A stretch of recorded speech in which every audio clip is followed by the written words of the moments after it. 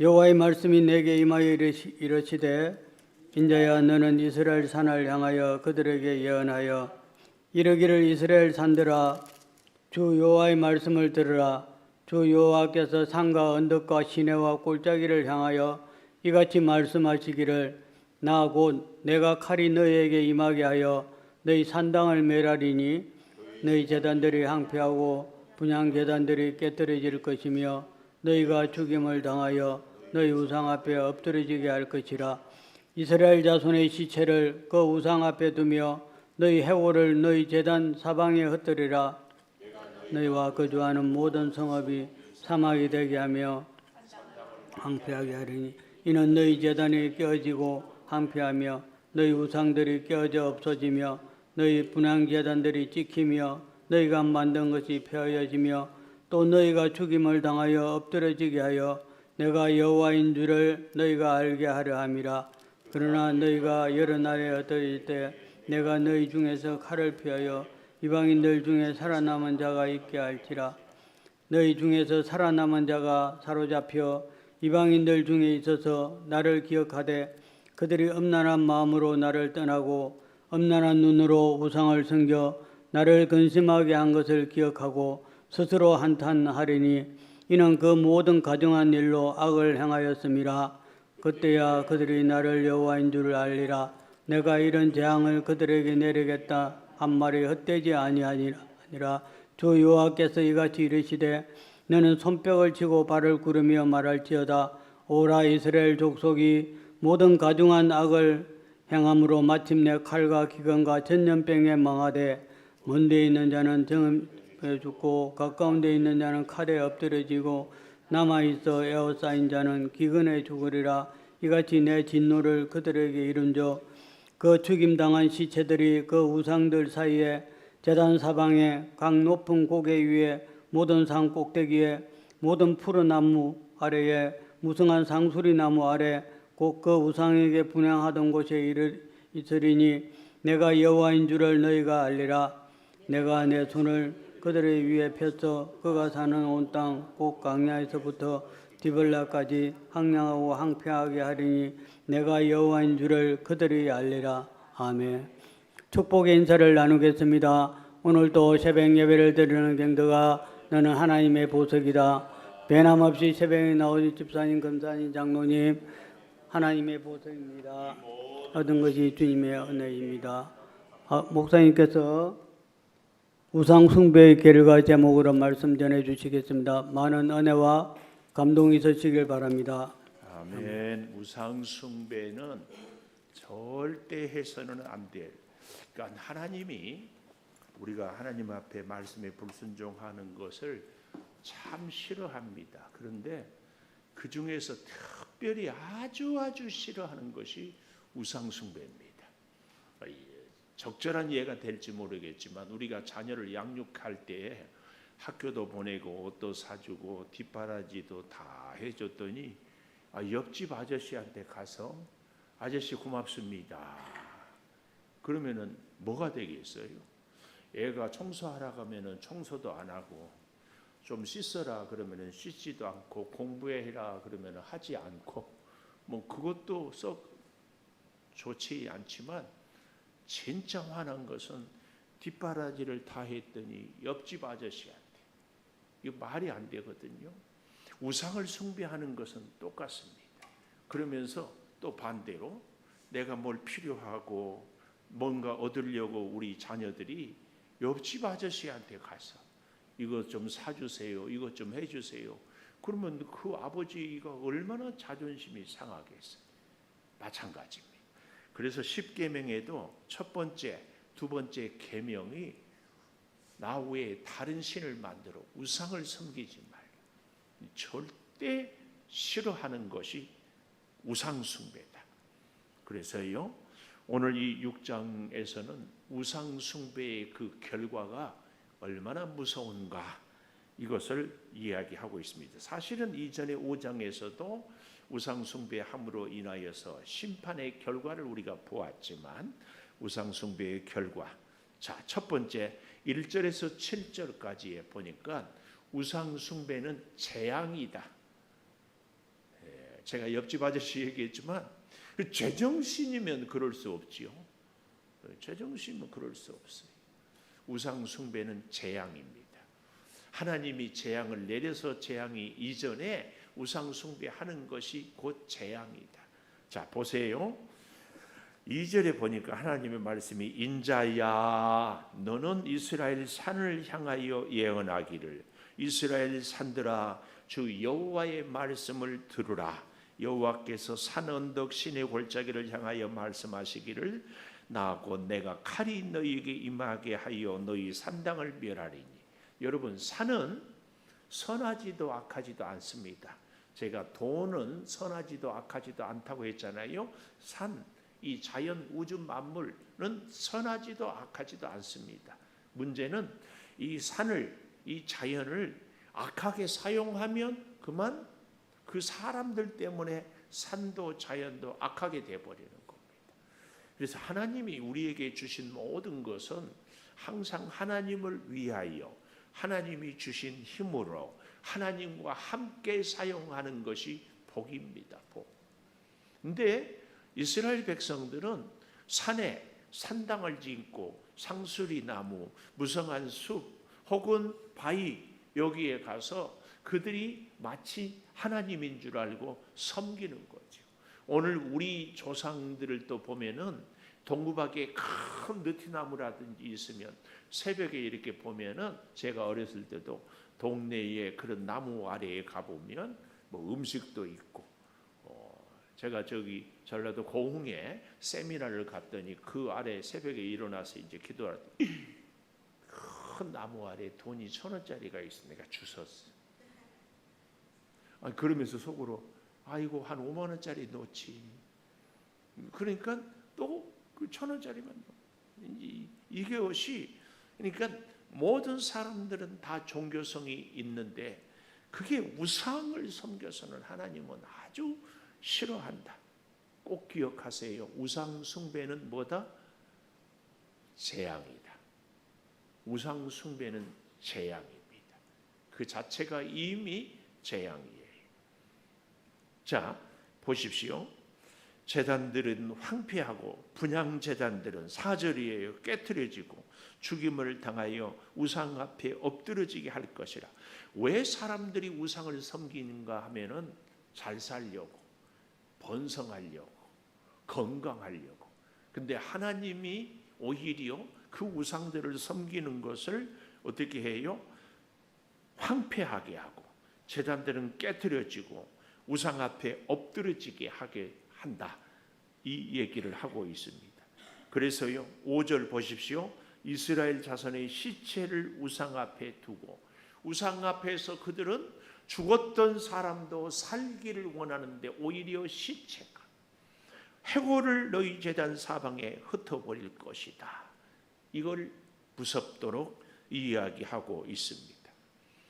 우상을 통하여 병을 고치고 우상을 통하여 잘되고 우상을 통하여 살려고 하는데 결국은 다 그렇게 되지 못하는 것을 보게 됩니다. 그래서요 6절 보십시오. 거주하는 모든 성읍이 사막이 되고 산당을 황폐하게 하리니 이는 너희 제단이 깨어지고 황폐하며 우상들이 깨어져 없어지고 분향 제단들이 찍히며 너희가 만든 것이 폐하여지고 너희가 죽임을 당하여 엎드러지게 해서 여호와인 줄을 알게 하려 함이다. 꼭 기억하십시오.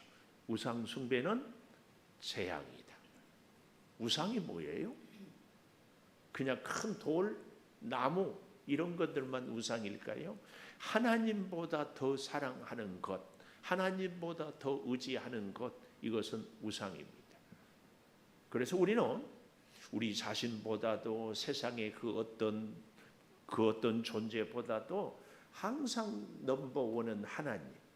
그래서 우리 인생의 목적이 고린도전서 10장 31절처럼 먹든지 마시든지 무엇을 하든지 하나님의 영광을 위하여 하라. 꼭 기억해야 됩니다.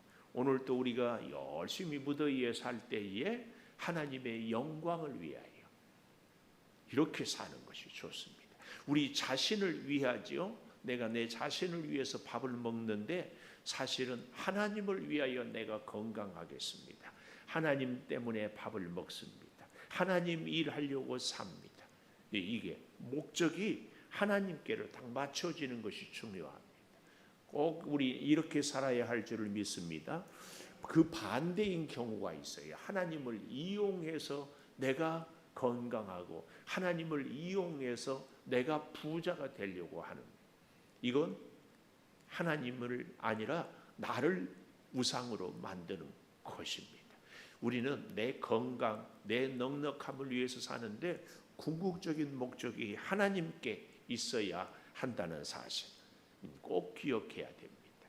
사람은요, 아무리 해도 한계를 깨달아야 돼요.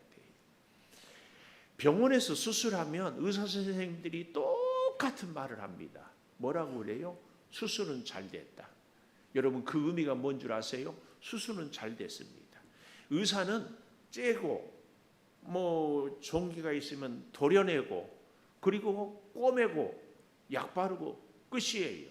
나머지는 세포와 세포를 다시 붙게 하고 신경과 그리고 뼈가 다시 재생하고 살게 하는 것은 누가 해야 돼요? 우리 몸이 해야 되는데 그 몸이 그렇게 재생하고 회복하게 하는 것은 하나님이 우리를 창조할 때 그렇게 우리를 만드셨기 때문에 그렇습니다. 의사는 수술만 하지 회복은 우리 몸이 해요. 재생은 우리 몸이 해요. 이걸 우리는 꼭 기억해야 됩니다. 그래서요, 수술할 때도 하나님을 의지하고 회복할 때도 하나님을 의지하고 우리가 먹고 마실 때도 하나님을 의지하고, 이건 중요합니다. 의사들이 하는 얘기 잘 들으세요. 수술은 잘 됐습니다. 이 말은 다 얘기해요, 의사들이. 그런데 수술은 잘 됐습니까? 회복됩니까? 재생됩니까? 아니에요. 나머지는 우리 몸이. 근데 그 몸은 하나님의 손에 있어요. 이걸 꼭 기억해야 돼요. 꼭 기억. 오늘도 우리가 밥을 먹어요. 밥을 먹기는 했는데 그 밥이 에너지가 되고 힘이 되고 이 무더위를 이길 수 있도록 하는 것은 우리 몸, 그 몸을 하나님이 창조했다. 이걸 꼭 기억해야 됩니다. 어떤 사람은 밥을 먹었는데 소화가 안 돼. 어떤 사람은 밥을 먹었는데 탈이나 음식이 안 맞아요. 이거 꼭 기억해야 됩니다. 자, 그래서요 8절 이하에서 10절까지는 그렇게 무서운 하나님의 우상을 섬기는 재앙, 심판이 있는데 기가 막힌 것은 그 재앙 심판 가운데도 남은 자가 있다. 남은 자. 썰렁 개그를 일부 예배 때 했어요. 이은자 장로님이 아니라 남은 자가 있다. 남은 자. 남은 자. 자, 보십시오. 8절. 너희가 여러 나라에 흩어질 때 너희 중에서 칼을 피하고 이방인 중에 살아 남은 자가 있게 할지라. 참, 하나님은 완전히 진멸하는 것 같아도 그 가운데 하나님의 이사야서에 보면은 그루터기라고 그래요. 나무를 베버렸는데 거기서 다시 싹이. 우리 인생도요, 죽을 것 같고 끝난 것 같은데 하나님이 거기서 다시 생명을 회복의 새싹을 주셔요. 우리의 인생이 은혜가 없는 것 같은데 거기서 다시 작은 새로운 산 소망을 갖게 하셔요. 이게 오늘 8절 이하의 남은 자의 하나님의 은혜예요. 다 심판한 것 같은데 거기서. 그래서 9절 보십시오. 너희 중에 살아 남은 자가 사로잡혀 이방인들 중에 있어요. 이방인들 중에 사로잡혀 아직 죽지 않고 있어요. 근데 하나님의 뜻이, 목적이 있다. 그게 뭐예요? 남은 자가 사로잡혀 이방인들 중에 있어서 나를 기억하되, 밑줄 나를 기억하되. 우리는 우리 인생의 질병도 아픔도 고난도 그 가운데에서 구사의 일생으로 정말 어려운 위기를 극복하는 것은 하나님의 뜻이 있어요. 뭐예요? 하나님을 기억하라고. 하나님을 기억하라고. 제가 어제도 그런 얘기를 했지요. 참 지혜로운 사람은 다른 사람들의 일을 당하는 것을 보고 아하 하고 내가 깨달은 사람은 지혜 있는 사람. 평범한 사람은 다른 사람을 보고는 모르고 내가 이 일을 겪어야만 아하 이게 인생이 내 마음대로 안 되는구나 깨달은 사람이 평범한 사람. 어리석은 사람은 내가 당해도 깨닫지 못한 사람.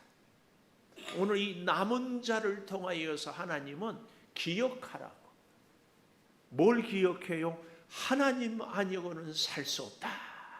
이걸 기억하라고. 하나님께서 내 인생을 그래도 부족하고 말씀대로 살지 못했어도 여러 가지로 실수했어도 하나님이 나를 지켜주셨구나. 이것을 기억하라고. 기억하라고. 이걸 가르쳐 주는 겁니다. 이걸 기억해. 그래서 보십시오. 기억하는 모습은 9절 그 다음에 음란한 마음으로 나를 떠나고 음란한 눈으로 우상을 섬겨 나를 근심하게 한 것을 기억하고 하나님의 말씀에 불순종하고 내 생각대로 내 방법대로 살았구나. 이것을 기억하고 기억했으면 뭘 해야 돼요? 회개해야지. 회개해야지. 기억하고 그 말입니다. 스스로 한탄하리니 하나님 없는 어리석은 인생을 살았구나. 이는 그 모든 가증한 일로 행하였습니다. 하나님 없이 살아가는 이런 모습들, 이런 거. 하나님은 이렇게 우리에게 그 많은 시련과 고난 가운데서 기억하라고 회개하고 하나님을 의지하고 살라고. 세 번째, 그래서요 7절에도 10절에도 13절에도 14절에도 오늘 본문에서 가장 많이 반복되고 있는 것 뭐예요? 여호와인 줄 알라. 세 번째, 우상 숭배의 결과 우리가 꼭 알아야 될 것은 여호와를 알아야 돼요. 우리 인생이 지혜로운 사람은요 실패를 통하여서 고난을 통하여서 하나님을 알고 하나님을 만나는 사람은 참 지혜로운 사람이에요. 우리 그렇게 살 수 있기를 축복합니다. 어리석은 사람들은 그때도 모르거든요. 근데 대부분 우리 사람들이요 일이 잘 될 때, 내가 건강할 때, 범사가 형통할 때는 하나님을 잘 기억하지 못해요. 근데 실패를 해보고 아파보고 어려움을 겪고 나서 하나님을 만나고 그 다음부터는 지혜로운 사람은 어때요? 일이 잘 돼도 하나님 앞에서 겸비해요. 겸비해. 그래서 하나님 저 같은 것을 이렇게 은혜를 주십니까? 그래서요 삼라만상을 다 보고 하나님을 보는 거예요. 하나님을. 여기 오늘 본문에 보면 이런 말씀들이 나와요. 13절에 보십시오. 죽임당한 시체들이 우상들 사이에 제단 사방에 각 높은 고개 위에 모든 산꼭대기에 모든 푸른 나무 아래에 무성한 상수리 나무 우상에게 분양하는 곳에 있으리니 여호와인 줄을 알리라. 잘 살고 성공하고 출세해 보려고 우상을 섬겼는데 그 모든 곳에서 그들은 다 죽임을 당했어요. 특별히 이 사람들이 여기 모든 푸른 나무 무성한 상수리 나무 아래, 이 중동 지방은 사실은 물이 없어서 새카맣은 사막, 우리 성지순례도 가봤지만 그 농사를 짓기 위해서 나무마다 호스를 연결해서 물이 한 방울 또 하루 종일 떨어지게 해서 오아시스를 기르고 감람나무를 기르고 포도나무를 기르고 그렇게 하잖아요. 그런데 어쩌다가 들판에 상수리 나무가 왕성하게 크면은요, 우와, 여기에 뭔가 있다. 아니면 이 상수리 나무가 우리 말로 영험하다. 그래서 그 앞에 엎드리는 거예요. 그런데요, 우리는요, 그런 모든 것을 보고도 하나님이 보여야 돼요. 어떻게 해요? 이야, 이 사막 물이 없는 곳에 하나님이 이 나무를 살려주구나. 그런데 그 나무를 보면서도요, 어때요? 여러분, 겨울이면 나무들이 이파리가 다 떨어지잖아요. 다 떨어져. 그런데 소나무는 안 떨어지잖아요. 뭐 차이가 뭐예요? 이것을 우리가 과학적으로 증명하면은 뭐 소나무는 침엽수라 추운 지방에서도 잘 산다. 뭐 이렇게 하겠지만 이건 하나님의 창조의 섭리입니다. 창조의 섭리. 제가 과일을 참 좋아하는데 어떤 과일은 봄에 있고 어떤 과일은 가을에 있잖아요. 뭐 참 신기하잖아요. 저는 정말 신비해요. 이 나무들이 겨울에 뿌리가 활착하고 여름에는 잎이 왕성해지 이런 것들도 다. 저는 이뿐 아니라 여호와를 아는 것이 우리 사람 몸에도 참, 제가 아주 유치한 얘기를 많이 하잖아요. 우리 얼굴인데 머리는 기는데 눈썹은 길지 않아요. 같은 얼굴인데 수염은 길어요. 여자분들은 좋겠어. 수염 안 밀어도 되니까. 또 보십시오. 손톱 발톱은 길어도 치아, 이는 길어나지 않아요. 이게 얼마나 신비해요. 신비하지 않아요? 흰 쌀밥을 먹었는데 피는 빨갛고 벼는 노랗고 땀은 맑고 신비하지 않으세요? 저는 한 가지 생각해 봅니다. 또 우리 피도요. 어떤 사람 O형은 어때요? 다른 사람들에게 다 줄 수 있는 피. 다른 혈액형들은 같이. 우리가 과학을, 의학을, 학문을 연구하면 할수록 정말 신비합니다.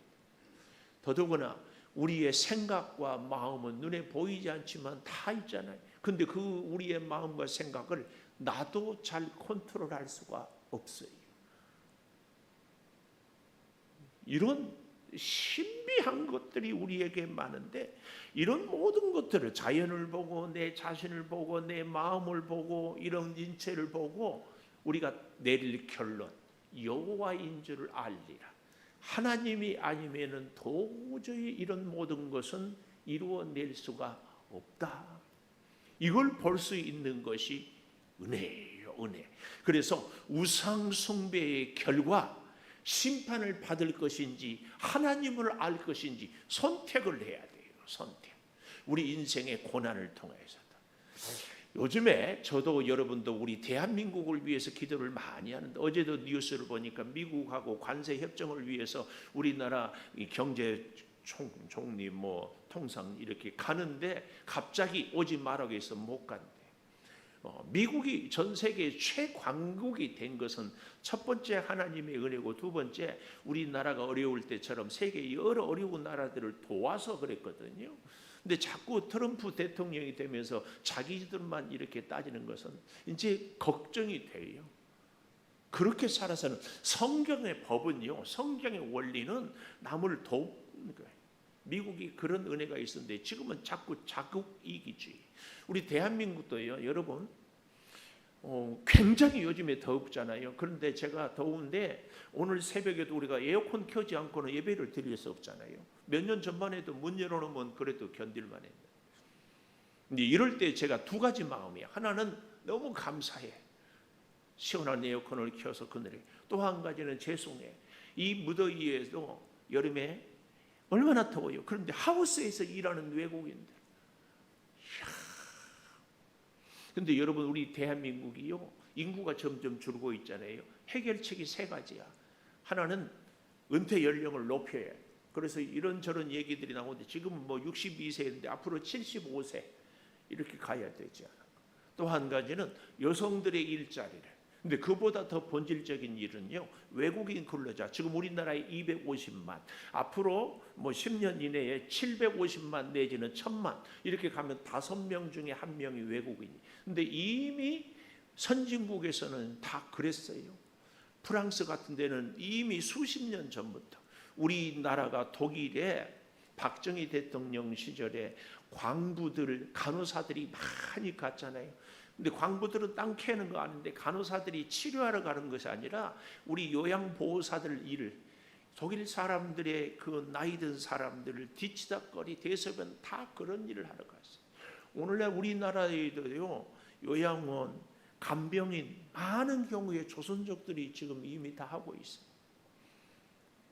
외국인들과 우리는 함께 살아가야 될 일이에요.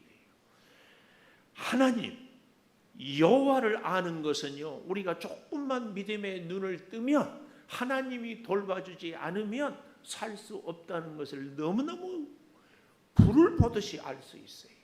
우상 숭배를 통하여서 안 된다, 하나님만이 우리의 구원자다, 이것을 확실히 깨닫는 것이 우리의 남은 여생의 축복의 비밀입니다. 기도하겠습니다. 하나님, 인생을, 우리의 인체를, 대자연을, 우리에게 주어진 많은 일들을 보면서 우상 숭배는 재앙인 것을 깨닫고, 아버지, 의사가 수술을 해도 회복과 재생은 우리의 몸, 아니 하나님이 해주셔야만이 된다는 사실을 다시 깨달으면서, 아버지, 일마다 때마다 우리의 순간마다 내게 일어나는 모든 순간 일들이 다 하나님 여호와를 아는 것이 되게 하여 주시옵소서. 먹어도 마셔도 일해도 걸어도 하나님, 하나님, 하나님 찾는 우리들이 되게 하여 주시되, 우리의 인생도, 우리 사랑하는 자녀들의 앞길도, 우리 대한민국도 주여 모든 주어진 일들이 하나님, 하나님, 하나님을 찾고 의지하며 살게 도와 주시옵소서. 지금은 우리 주 예수 그리스도의 은혜와 아버지 하나님의 무한하신 사랑과 성령의 감동하심이 영원토록 함께 하시옵기를 간절히 축원하옵나이다. 아멘. 기도하십시다. 아버지, 주여 역사하여 주시옵소서. 주여